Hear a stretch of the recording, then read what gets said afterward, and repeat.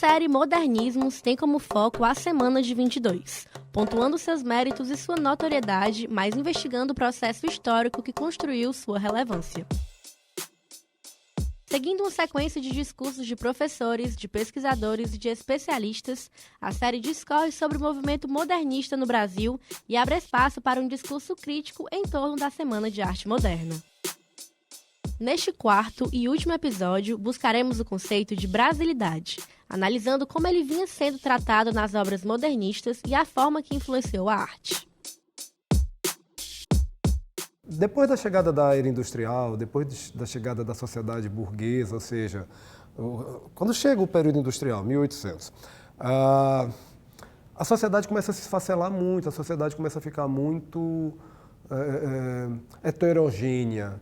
É muito mais fácil você entender a arte antes de 1800 do que depois.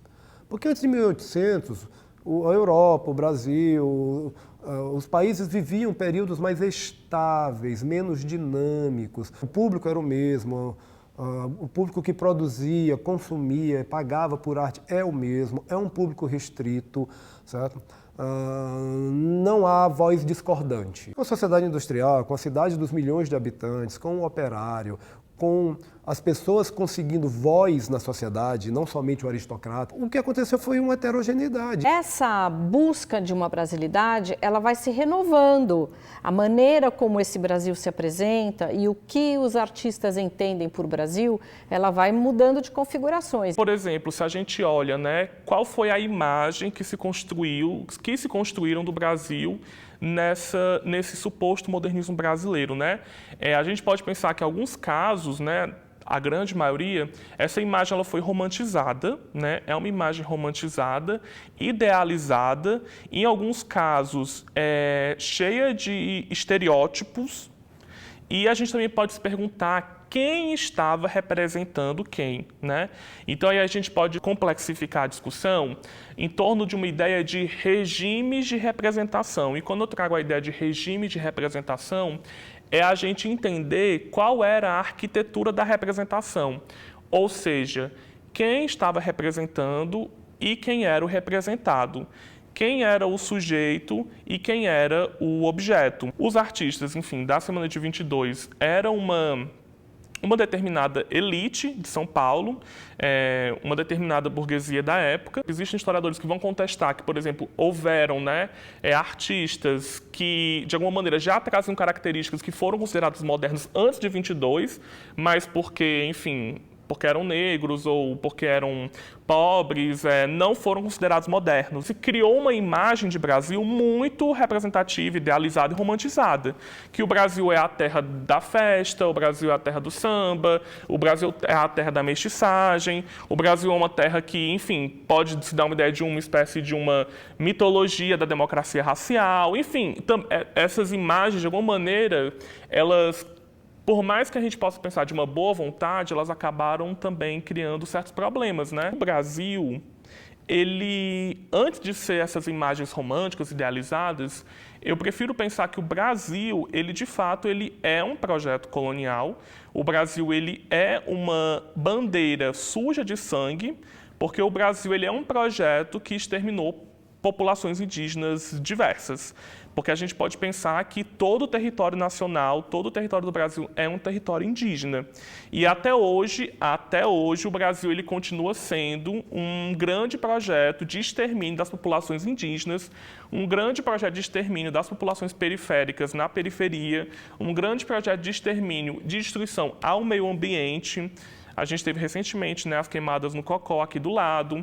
A gente pode pensar o Brasil, como pensou o Denilson Baniwa, Brasil como uma guerra às suas populações, Suas populações minoritárias. Alguns artistas que a gente pode colocar nesse modernismo que aconteceu mais tarde, digamos assim, mais tarde, eu, por exemplo, vejo um pouco essa atitude, por exemplo, no Zé Tarcísio.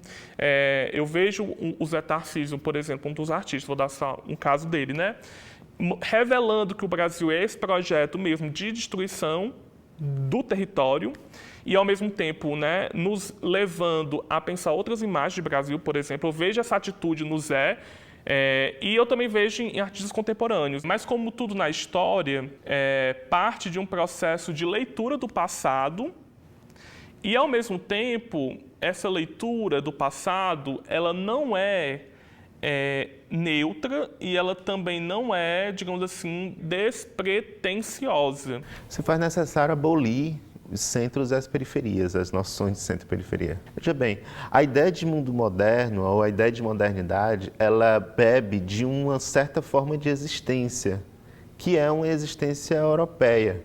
E se a gente for pensar mais precisamente, geograficamente, é de uma certa população da Europa, né? Sobretudo países colonizadores, né? Como, por exemplo, os principais na Europa, França, Espanha, né? Se a gente for pensar aí, esses dois principais aqui no Brasil, Portugal, que respondia à Inglaterra, né? Que é um outro país. Eu acho que o primeiro passo, né, é a gente olhar para a semana de 22 de maneira crítica.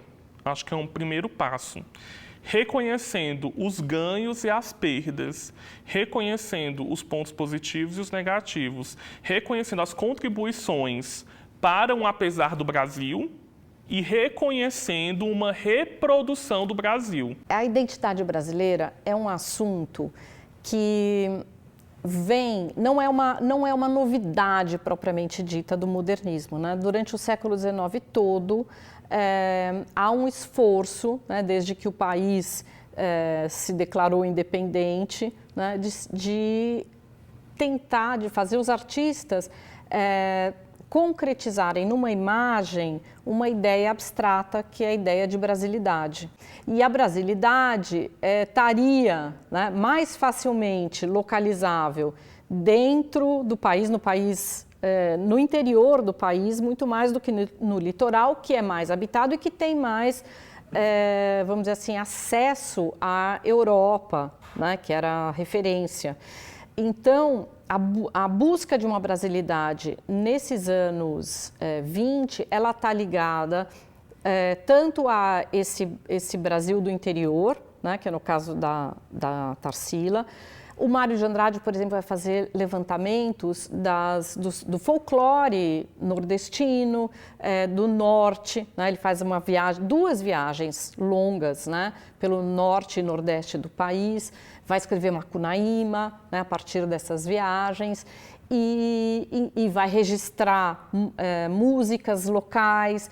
Então, você tem um esforço de definir manifestações autóctones. Outra referência importante são os povos indígenas, né, que Vicente do Rego Monteiro vai estudar, né, a produção indígena, sobretudo da Ilha do Marajó. A Regina Gomes de Graça também vai estudar a produção indígena e eles vão se apropriar de uma síntese formal que as tramas indígenas trazem para a arte que eles produzem. Então, você tem aí um viés que vai entender o Brasil e o brasileiro como proveniente dos povos indígenas. É uma busca que não está resolvida, né? Não está resolvida porque o Brasil tem uma dimensão continental e você não tem uma solução para um problema desse tamanho, né? Você tem inúmeras tentativas e, enfim, a somatória dessa produção toda é que vai dando uma cara de Brasil.